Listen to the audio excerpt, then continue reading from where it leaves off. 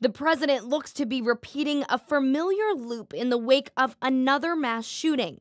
After a pair of massacres killed 31 people in El Paso and Dayton, the president said he was looking to make a change. I think we can do meaningful, very meaningful background checks. I want to see it happen. There's a great appetite, and I mean a very strong appetite, for background checks, and I think we can bring up background checks like we've never had before. Now, just over 2 weeks later and a reported visit from NRA Chief Wayne LaPierre, the president's tone has notably shifted. People don't realize we have very strong background checks right now. You go in to buy a gun, you have to sign up. There are a lot of background checks that have been approved over the years. I don't want people to forget that this is a mental health problem. I don't want them to forget that, because it is.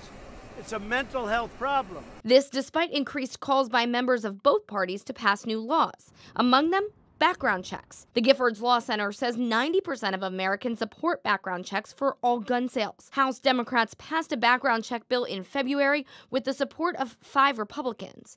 It has stalled in the Senate. It was a similar story after the high school shooting in Parkland, Florida. The president then told a room full of grieving teens and parents he was prepared to act. We're going to be very strong on background checks. We'll be doing very strong background checks. And just a month later, the president touted the Fix NICS system, which requires federal agencies improve reporting to the background check system.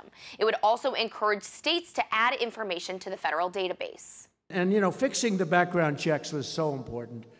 And it's a very, very strong fix of background checks. The Fix NICS system didn't close all loopholes, though, which is why background checks are still an issue. One action the president has taken is against the type of technology used in the Las Vegas shooting, bump stocks. They were banned by order of the Department of Justice without a vote from Congress. Now lawmakers have several options in front of them, from red flag laws to an assault weapons ban.